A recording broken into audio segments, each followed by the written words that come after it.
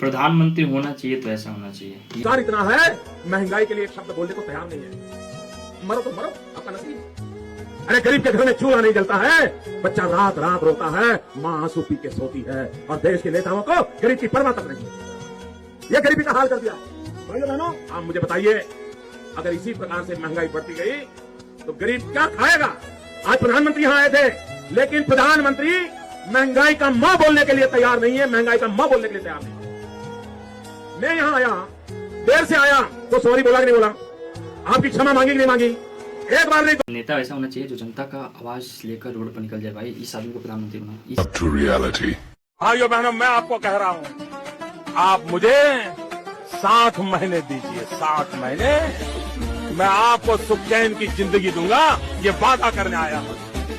मैंने सिर्फ देश से 50 दिन मांगे हैं, 50 दिन। 30 दिसंबर तक मुझे मौका दीजिए मेरे भाइयों। अगर 30 दिसंबर के बाद कोई मेरी कमी रह जाए, कोई मेरी गलती निकल जाए, कोई मेरा गलत इरादा निकल जाए, आप जिस चौराहे में मुझे खड़ा करेंगे, मैं खड़ा होकर के जो सजा करेगा वो सजा भुगतने के लिए तैयार हूँ। चलेंगे आगे भाइयों बहनों, मुझ पर 5 साल भरोसा करो, ज्यादा नहीं कह रहा, 5 साल भरोसा करो। इन्होंने जितना लूटा है ना, मैं आपके चरणों में लाकर के रख दूंगा। 2035 तक मैं ये राष्ट्रीय सुरक्षा कवच का विस्तार करना चाहता हूँ, मजबूती देना चाहता हूँ, आधुनिक बनाना चाहता हूँ। एक तो हमारा लक्ष्य है 2047।